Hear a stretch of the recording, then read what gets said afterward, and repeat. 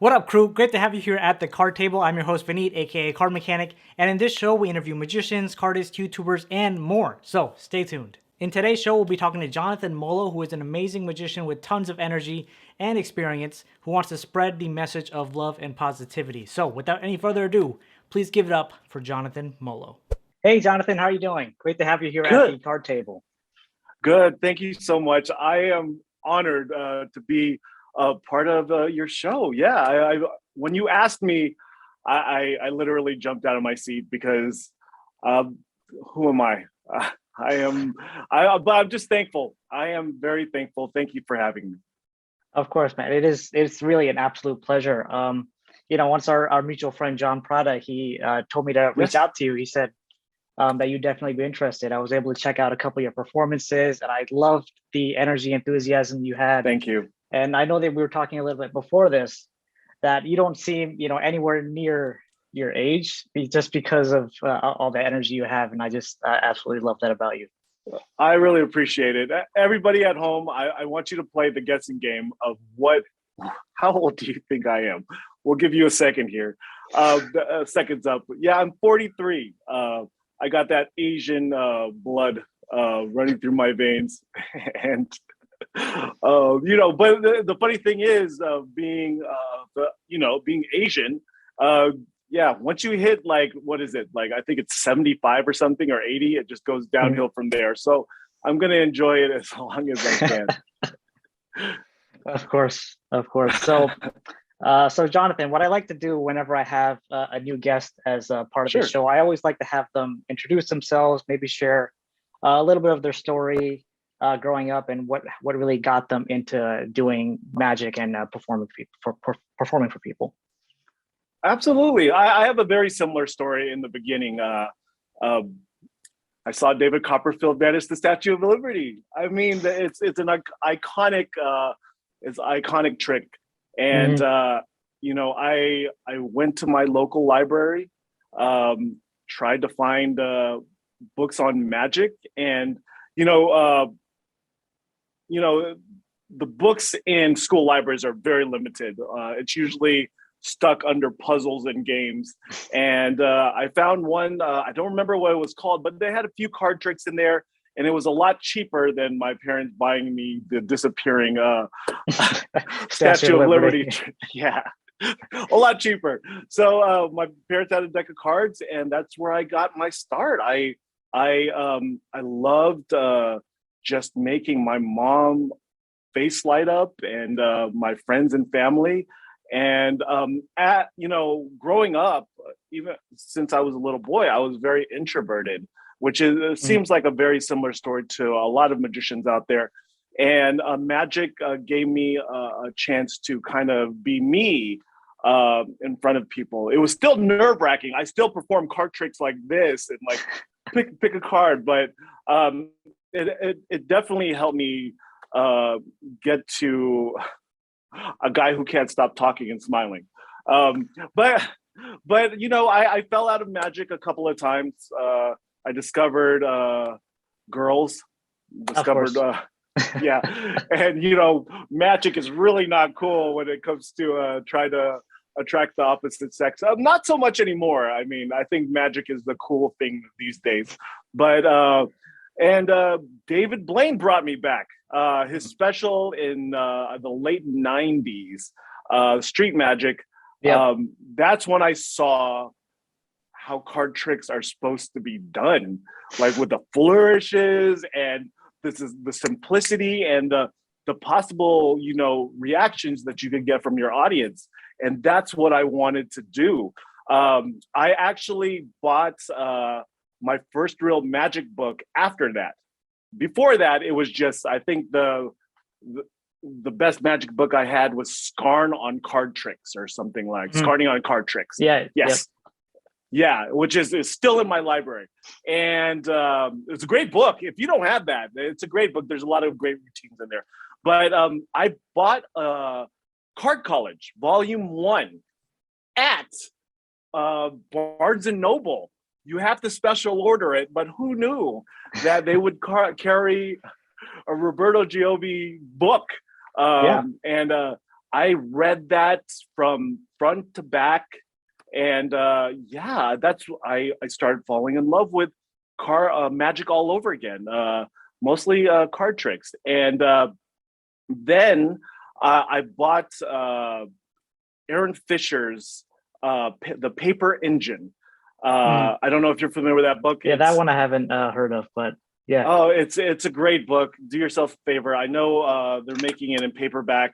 It's a great book, and I fell in love with the book. I learned a lot, and I found that Aaron Fisher was going to do a lecture at the Magic Apple, which is a brick and mortar magic store here in the Los Angeles area.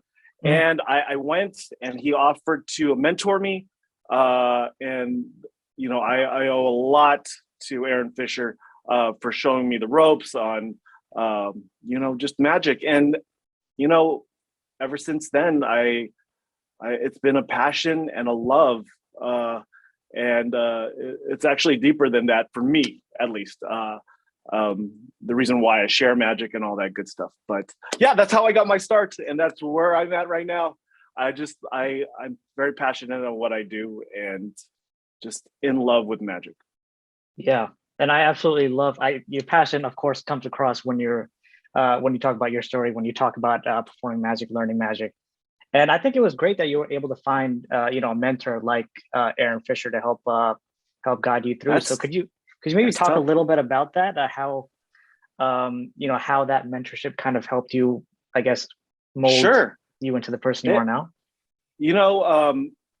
Well, growing up, I didn't have a mentor. It was just me, myself, and I. And I didn't know there was actually a magic community.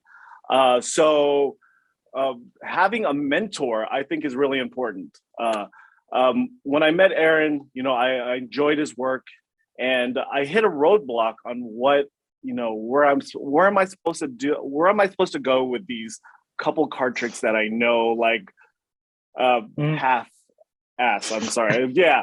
Like, what am I supposed to do with these? And I want to take it to the next level. And first he cleaned up a lot of my bad habits. So as a magician, there's a lot of bad habits that I had, especially a card magician, with the riffling and the always the fiddling, and just he taught me more of the mechanics and everything behind that to make it cleaner. He taught me about tension. He first cleaned up my mess that I made by watching people on YouTube. Not everybody. There's a lot of talented folks out there on YouTube, but there's a lot of bad tutorials out there too. Yeah. So he cleaned that up, and then he worked on the basics with me, like the double lift, and he really condensed my toolbox of what I use, what is usable in the real world, because I was a move monkey.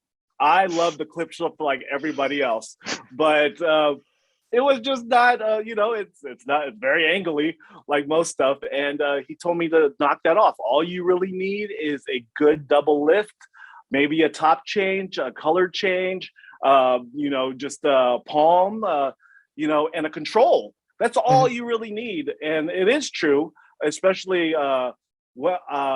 strolling. Strolling, you really need to condense your moves. You don't have a lot of time to set up. And but after that, he taught me things like I need to go outside of card magic to really blossom. If you want to be a magician who's performing for families and adults and children, you really need to extend your bag of routines, tricks. So he taught me about sponge balls. I'll be honest with you, I hate it. I dislike sponge balls. I thought that was cheesy. That was just, I don't need to do, I do card tricks, Yeah. And sponge balls are legit. And it really made me look at magic a little differently. He made me look at magic in the simplest terms of love your audience. And if they love you, they'll love what you do. And you don't need all those knickknacks. And it's just, it's about creating that connection at the end of the day. You know, the magic is like secondary. Mhm. So that's what I learned, and that's what I continue to you know, preach to others. You know, it's you still have to be clean, Oh of yeah, course. yeah. You still have to be technically sound, but at the end of the day, it's about creating that connection with your audience. Yeah. Wow. I don't Yeah, even I know if I think answered your question, to be honest to you. no, you definitely did. Um, but yeah, those are some actually really great tips that you just shared. And I could say for me, it was exactly the same. When I first started doing magic, I learned from YouTube tutorials, and I just, Sure. so many people were teaching so many different things, and it wasn't until, and just like you, I was on and off in magic when I first started when Sure. I was 12 years old, and then Awesome. and it was just with a friend showing me a card trick at the lunch table, and I just got obsessed with that, and That's awesome. I love and those so kind of yeah, stories. mhm, mhm. So yeah, I started learning from YouTube, and then I realized that there's so many different techniques and things taught. So I feel like I just started learning so many things, but I really wanted to refine into, as you talked about, Sure. learning just a couple of maybe one or two controls, some easy ways to manipulate the cards, a couple of shuffles, Sure. Absolutely. and yeah. So then from there, then that's when I started going more into books to really see what I can pick up from there. I love books. Books are awesome. I have a decent library that's actually to my right. That you know, I prefer learning from books because you could definitely come up with a lot of variations just with Hmm. just with your thoughts and your imagination. Because you don't have to follow something on the screen. So Hmm. books. Oh, and everybody learns differently. I'm not saying books Yeah. are better than videos, but I just prefer books. I don't. Oh, I do. I do have a confession to make Yeah. because I spoke about like really condensing my tool bag of moves. I still love like practicing those knuckle busters just for Mm. myself. I don't use them, but it's a great challenge to. I'm not slamming them, but I still practice like just the knuckle busters that I would never use ever. Yeah. I mean, actually, I practice those as well, and like you, I never use them, but once in a while, I like to see what I can get away with. So And that it's that always is exciting. Yep. awesome. Yes, and I think that's really important. Taking those chances Hmm. and see if it'll work for you um, can create a like unknown miracle or something that you didn't expect. You're like nobody's gonna fall for that because it's so angry. But when you do it and people are just like, "What did you just do?" You discovered gold. Yep. But yeah, no, you're absolutely right. You're right. But yeah, one thing to know, it's not always gonna No, turn out perfectly. So no, you not gotta at be all. you gotta be ready for that. Absolutely. But yeah, so then I started learning more from seeing other performers as well. And a huge influence of mine was once I started my YouTube channel was Richard Turner, just because of his incredible Mm, ability to amazing. handle cards. It was Mhm. just, it blew me away. So I mean, at this point, I think in his documentary he talked that he practiced like 20 hours a day or something like that. He carries And a deck of cards with him everywhere he yeah, goes, doesn't he? yeah, That dude is amazing.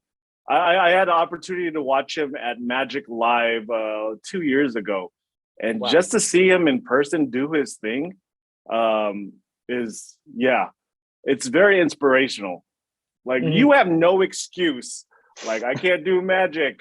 Uh, Maddie, you've heard of Maddie, the gentleman who he doesn't have hands, or Right. Yep. there Yeah. is no excuse. Yeah, super like inspirational. When you get frustrated doing, a one-handed palm, yeah, keep on working, buddy. Anything is possible. You just have to keep on working at it. There's a lot of people that just are there inspiring people just to push, and it's Mhm. an amazing thing. And actually, that brings me, you talked about inspiring people to really push them. So my second question to you was, what does magic mean to you? Why did you want to do magic? Reasons change. My reasons have changed. It just depends on, the decade. In the beginning, it was I was a kid that wanted to show off, like kind of express Mm, himself, because I was a quiet Asian kid, like I said, and I wanted to really come out of my shell and show people that I'm here also. And magic was never about girls, because like I said, especially in the right. back in Yep. the Yep. day, yeah, it's not going to pull in the chicks, but now it will, especially if you're on Full List of America's Got Talent. So Mm, but now it's I want to leave a legacy for my kids. I have three boys, Asher, Lennon, and Sebastian, and 4, 5, and 13. And it's about sharing what you're passionate about. It's about sharing mm, love and positivity. And if I'm gone tomorrow, my kids know that, his dad shared what he loved with people, not to get anything in return, mm, but just to make people smile and happy. I'm very, and I'm not knocking anybody who does that, does magic for a living. I'm very fortunate to have a day job that allows me to share this passion with just various people out there. mm, And that's my reason for doing magic. And if I'm not here tomorrow, I just hope that my kids will be like, you know what, I do want to share whatever I decide to grow up to be or decide to do. Because it's the right thing to do, especially in the world we live in now, when people are just like negativity, negativity, mm. negativity, especially on social media. Right. Yeah. Fun fact, I hate social media. Social media and me are not friends, because it's just a disgusting place. Like, let me tell you how I feel, and let me tell you why you're wrong, and why I hate you, and blah blah blah. I took it upon myself, like, you know what? I'm going to inject at least one post in there, somebody's timeline that is positive, that, they can look at and they can smile and say, yeah, everything is going to be okay. Or, yeah, that was cool. That was amazing. Awesome. And then when they scroll again, they're just like, oh, man, these throwing their phone away. It's as simple as that. It's just, you have to do your part to spread that love and positivity, and magic is a perfect vehicle to do it. um yeah, and you do it in your own way. I mean, and but like I said, whatever your reason is, that's fine too, but this Mhm. is this is my reason. My Like I said, my reasons have changed many many times. Yeah. So yeah. Yeah. That's definitely a great reason. For me personally, it was when I Hmm. first started doing magic, and I would say maybe even to this date is when I perform for people, and then they, there's a build up, there's build up. They, they're following along. Their eyes are glued to my hands. Eyes are glued to the deck of playing cards. And Sure. then the moment when the magic happens, they're almost like they're in shock. They're in awe. They have no idea what just happened. It almost is. It's almost like I don't even know how to describe it. Showing like a treat to a puppy, Sure. and then Yes. that for that second, they're just so so excited, so overjoyed, and just in wonder. So it's but a that great but that feeling. That's powerful, though. If you Hmm. think about it, the amount of power that you have, the positive power that you have to make somebody, to bring out emotion out of Hmm. somebody, like we're a Pixar movie, that you can pull emotion out. Yeah. I used to do. Oh man, forgot his name. You'll probably tell me. Gypsy balloon. Uh, skipping man. I Mm. apologize. Yeah. But No worries. I so Gypsy balloon. If you're unfamiliar with it, I usually close my show with it, where you have a balloon on a string and then you break the string. It's a torn and restored string, and then you're able to restore it. I was able to make people cry.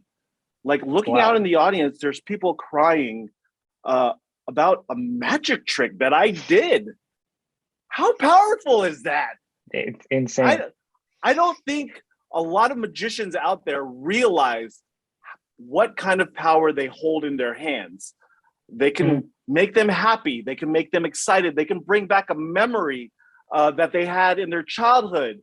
And I asked one of the ladies that was bawling her eyes out, like, I'm so sorry. I didn't mean to make you cry, but may I ask why you're crying?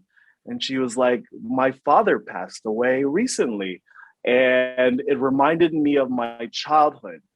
And wow, dude, that switch in your head, like, wow, this is just a magic trick.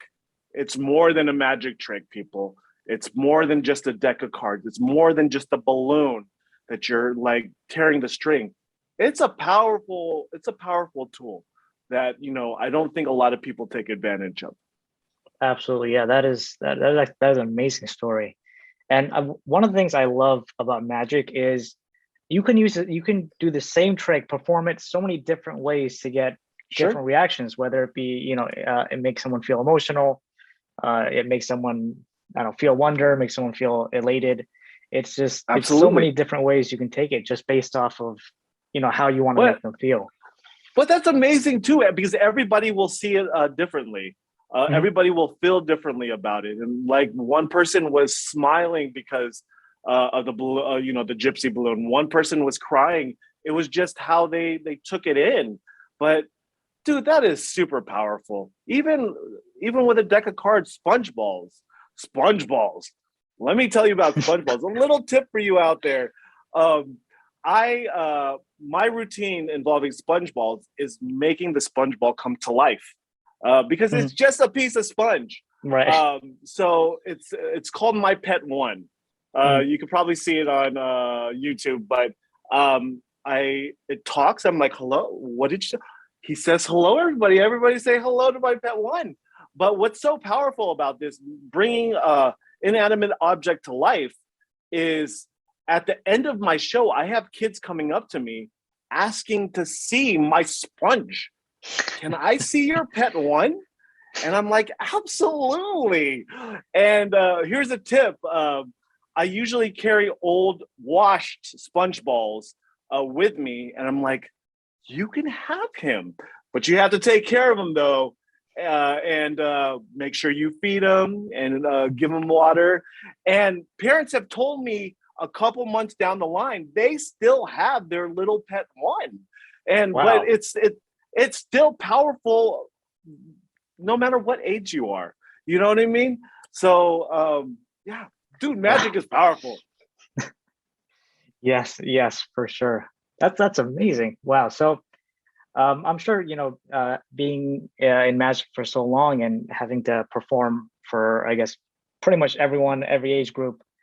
I'm sure you've had experiences performing at events, on stage, or just in a small group, or virtually. I guess, could you talk a little bit about the differences in performing in each environment? And I guess maybe would you use different methods to perform in, I guess, a big event versus a Zoom, a virtual performance? Yeah. So virtual was fun. Virtual, I think, really helped me grow as a performer, because you have to really think inside this box of like, where, you know what I mean? So you're very limited on what you have right here. So framing is very important, especially if you're doing virtual shows. I'm not clowning anybody who does this. It's just not my cup of tea. I hate this magic trick when it's just this.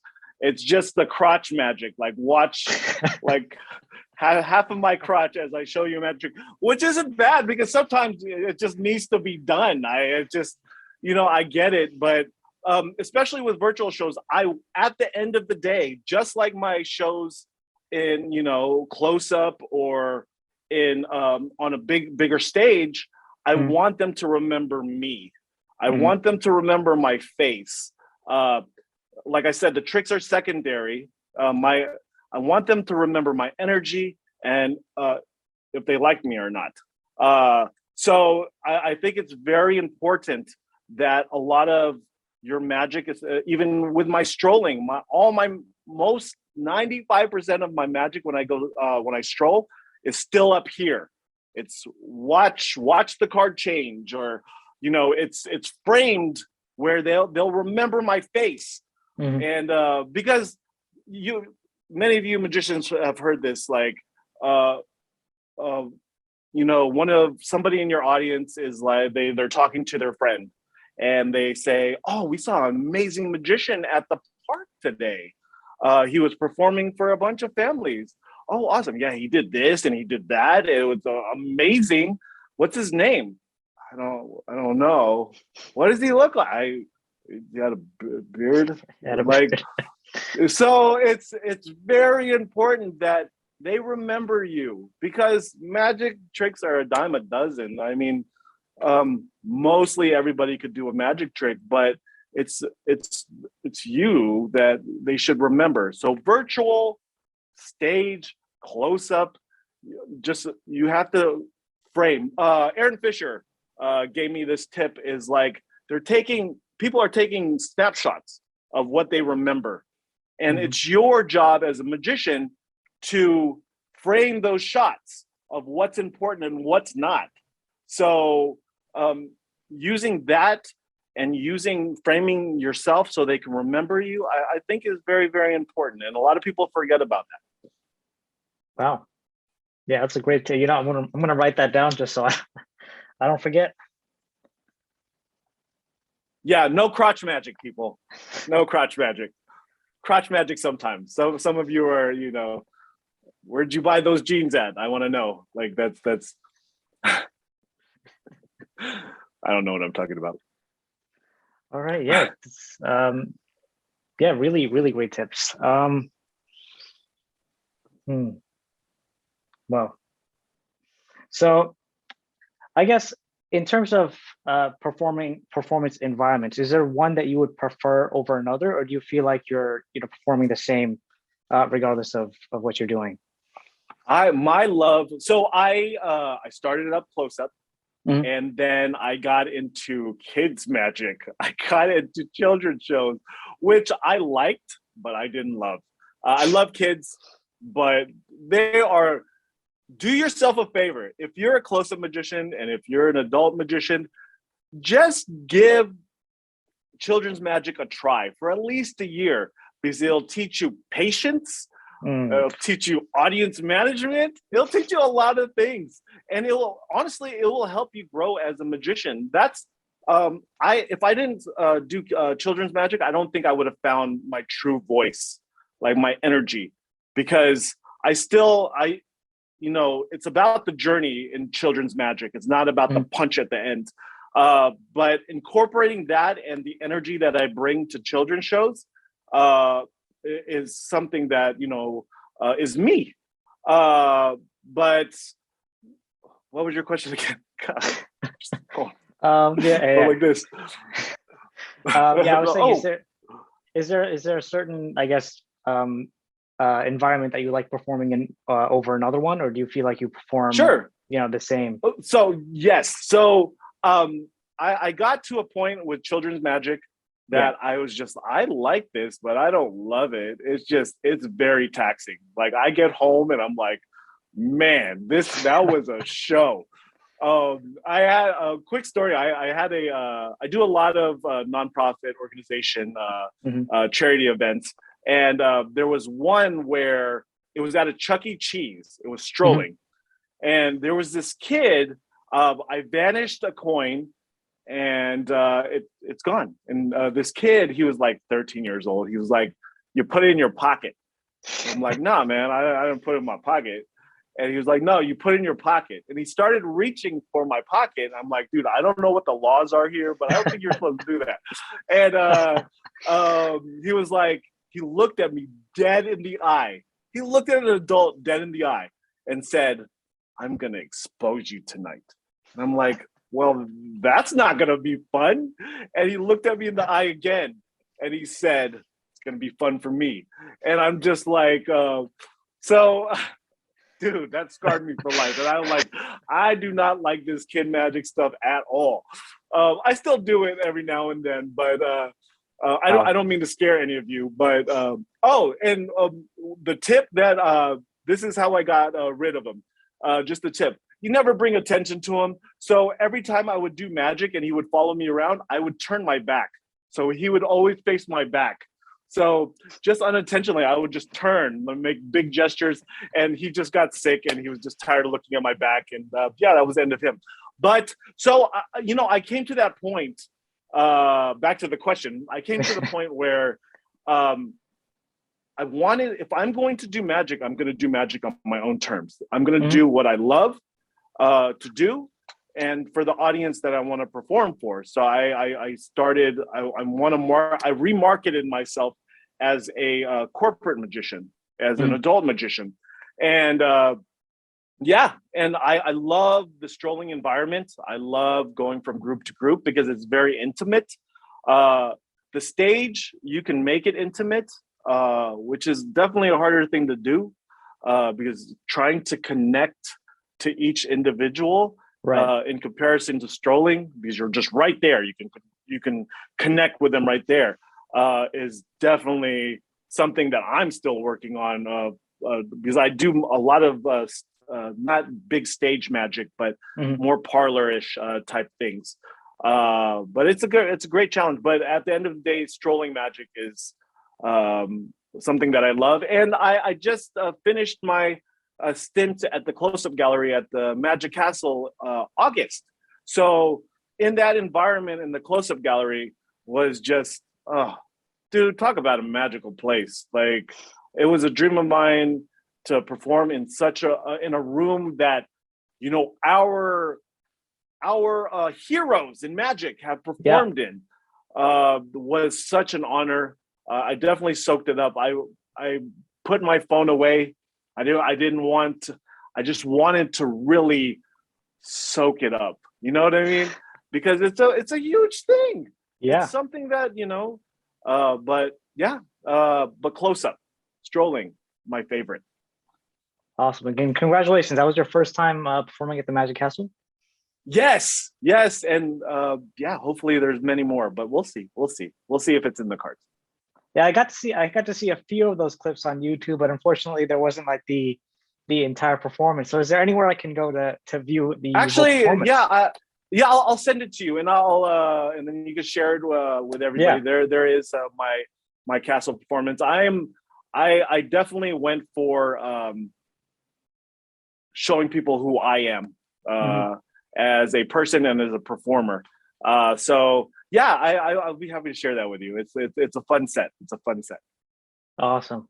Yeah. Personally, I've always wanted to go to the Magic Castle, but living here on the East Coast, I don't really make my way all the way down there. We'll make it happen. I'm telling you. Any of your viewers out there too, it's such an amazing place.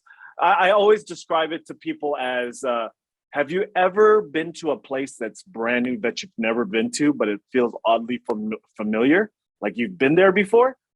Yeah, that's the Magic Castle for me. It's an amazing place. Awesome. Wow. So your overall experience, 10 out of 10 performing at the Magic Castle? I learned a lot. And I learned a lot, not just about myself and my magic. Yeah. I learned a lot about there's a lot of like secrets at the Magic Castle that I didn't know just attending as a guest, like secret doorways and just it's an amazing place. I don't want to give out too much, but it's a cool place. It's a really cool place. A lot of history. Awesome. So did you just go that day to perform, or were you there for I guess pretty much the entire day to watch other performers, to mingle around and things like that? Sure. Yeah, I love hanging out. I was there for a total of 4 days. I performed, I think, Thursday, Friday, Saturday, and Sunday. But after I had a lot of family and friends that came to, support me, and I wanted to hang out. after that. And I can't, there's no way that I can get tired of the Magic Castle. It's just such an amazing place. This just gives me another reason to get there. Yeah. Dude, you should go. There is a library downstairs that has all the magic books. They even have a couple of magic books that has Harry Houdini autograph.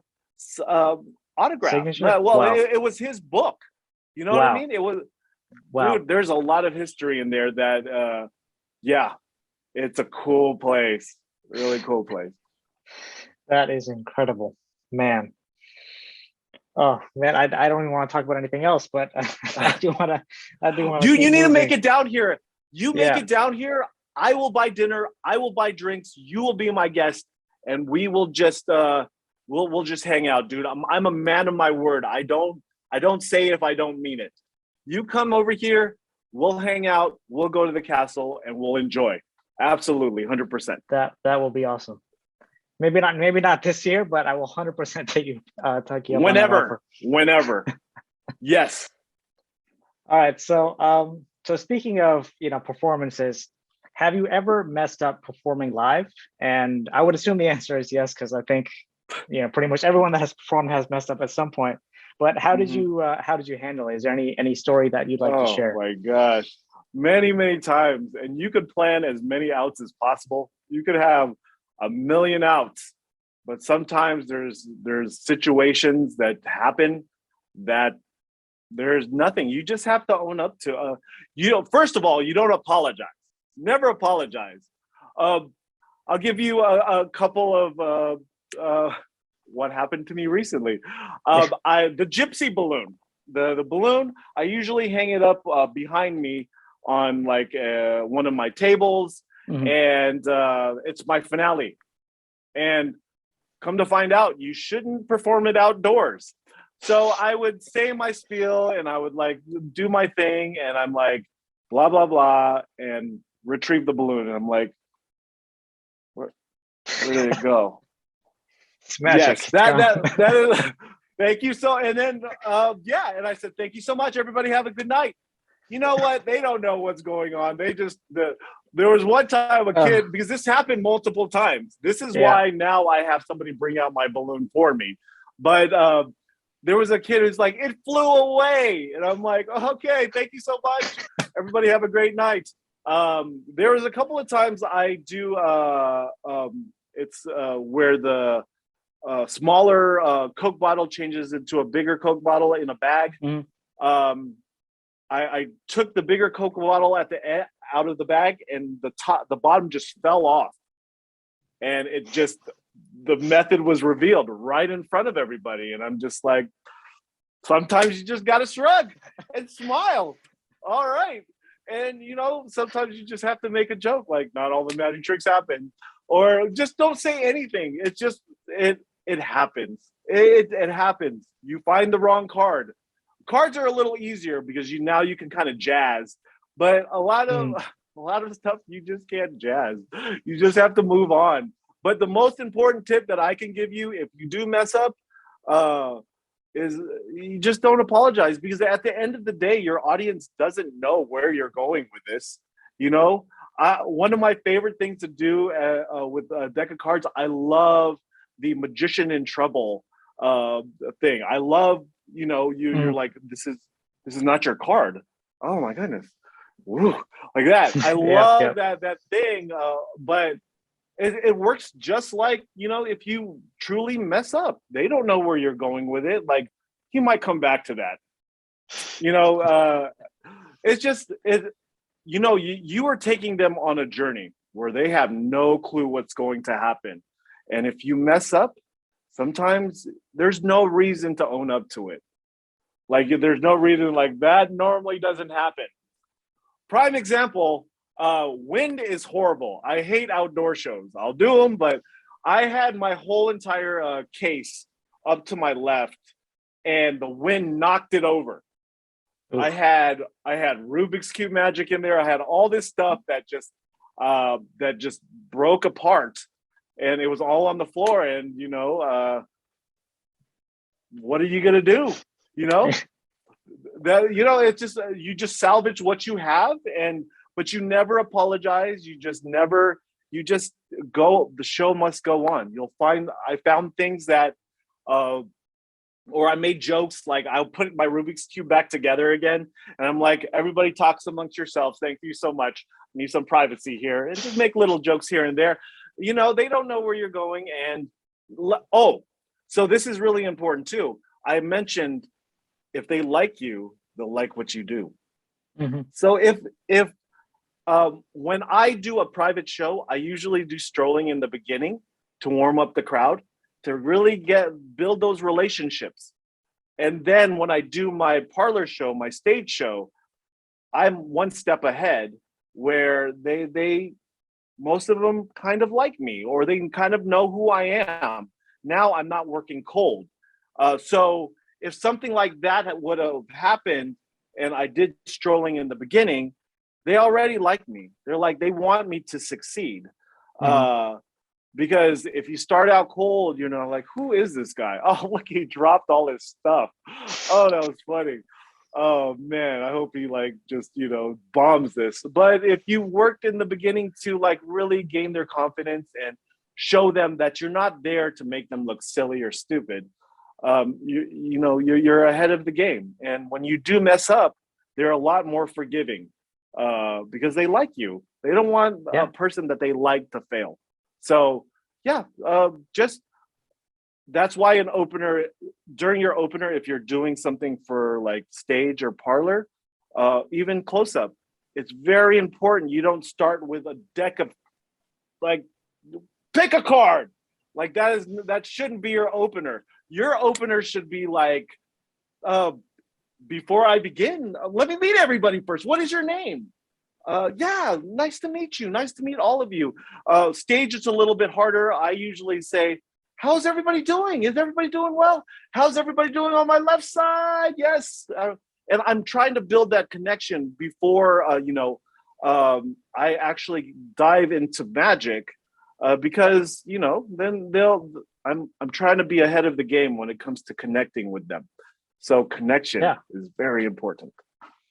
You know, it's actually funny that you just did that. I think I saw in one of your videos where you asked everyone, how's everyone doing, your left side, right side, middle side.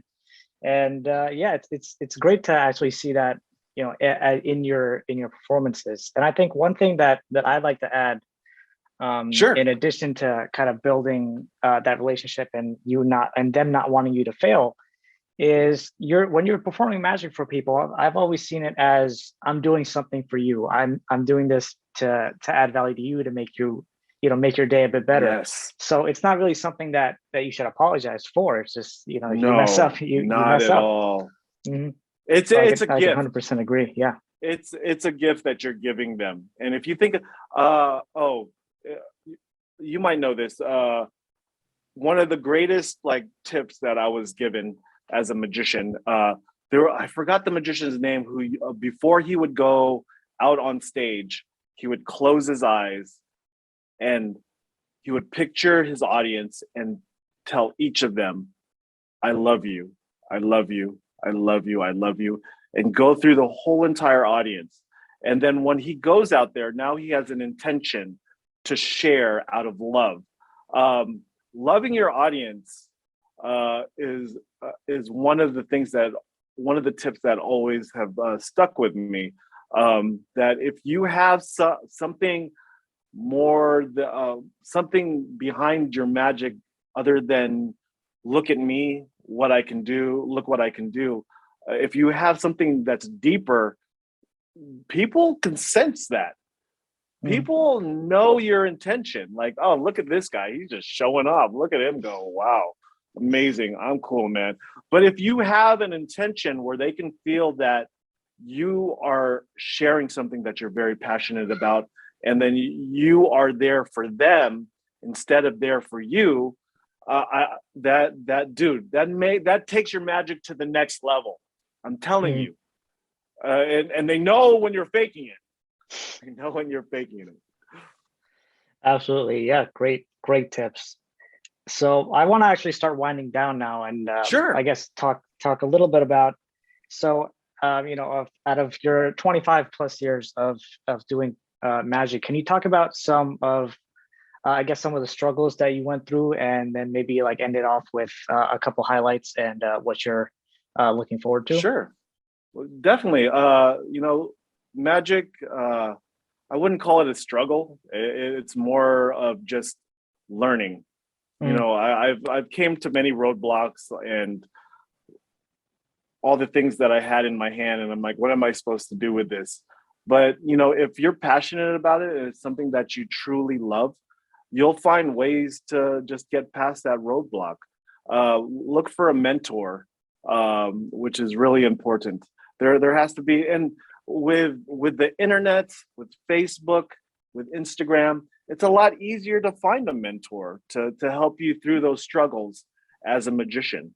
And the struggles will teach you to be a better performer, a better person, a better magician at the end of the day. And I wouldn't be where I'm at or be the person and the performer that I am without those struggles. So embrace those struggles. It's part of the journey. Don't try to get to the finish line, because the finish line, there's never a finish line. Just enjoy that journey that you're enjoy magic. And it's not over. It's not over for me. I've reached goals, and I continue to have goals, but at the end of the day, man, just enjoy life, enjoy magic. It's not over yet for me. For any of you out there, just enjoy it. Just enjoy it. And once you stop enjoying it, then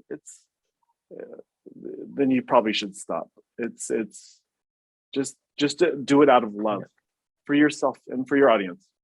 Yep. And I guess, could you talk about some of the highlights in your journey? Maybe some moments that you just were thrilled about, excited about. Yeah. I found like my calling, piece of my calling in magic when I was asked to do a magic show for a nonprofit organization called Autism Eats. Mm-hmm. It's a organization where they offer a place for families with children with various disabilities to go and not to be judged. Their kids can be them. And I did one event, and then it turned into a couple of events, and then I branched out to other organizations that were very similar. And these wonderful people that I met became family and friends. And 10 years later, that is definitely something that I am passionate about, other than magic, just, sharing magic with people that normally don't get to see magic, because of whatever reason, poverty, disability, disease. And that is my highlight. That is my highlight. I mean, I'm very thankful that I got a chance to perform in the Magic Castle. It was definitely a highlight, but you have to look at the bigger picture and the reason behind your magic. And, that is one of the biggest reasons why I continue to do magic, because, it's all about sharing, dude. All about sharing love and positivity.